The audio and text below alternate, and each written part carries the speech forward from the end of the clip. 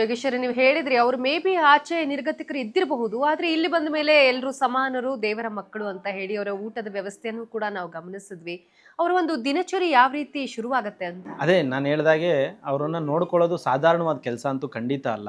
ಒಬ್ಬೊಬ್ಬರು ವಿಚಿತ್ರ ಮೈಂಡ್ಸೆಟ್ ಇರೋವಂಥವ್ರು, ವಿಭಿನ್ನ ಕಾಯಿಲೆಯಿಂದ ಬಳಲ್ತಾ ಇರ್ತಕ್ಕಂಥವ್ರು, ಮತ್ತು ನಮ್ಮ ಮಾತನ್ನು ಯಾವುದೇ ಕಾರಣಕ್ಕೂ ಕೇಳದೇ ಇರೋವಂಥ ವ್ಯಕ್ತಿಗಳಿರೋದ್ರಿಂದ ಅವ್ರ ಮನಸ್ಸನ್ನ ಅರ್ಥ ಮಾಡ್ಕೊಳ್ಳೋದಕ್ಕೂ ತುಂಬ ಕಷ್ಟ ಆಗುತ್ತೆ. ಒಂದಿನ ಇದ್ದಂಗೆ ಇನ್ನೊಂದು ದಿನ ಇರಲ್ಲ.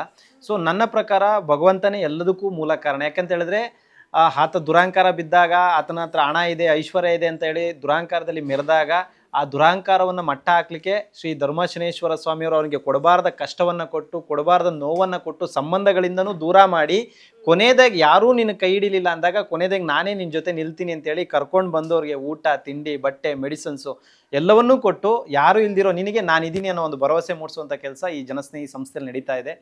ಅದಕ್ಕೆ ಮೂಲ ಕಾರಣ ಬಂದು ಶ್ರೀ ಧರ್ಮಶನೇಶ್ವರ ಸ್ವಾಮಿಯವರು. ಯಾಕಂದರೆ ಅವರಿಂದನೇ ಈ ಒಂದು ಸೇವೆ ನಡೀತಾ ಇರುವಂಥದ್ದು. ಸೊ ಇವತ್ತೇನು 160, 170 ಜನರ ಮನಸ್ಥಿತಿ ಹೇಗಿದೆ ಅಂತ ಹೇಳಿದ್ರೆ ನೀವು ಒಂದು ದಿನನೂ ಊಹೆ ಮಾಡ್ಕೊಳ್ಳೋದಕ್ಕೆ ಆಗೋದಿಲ್ಲ.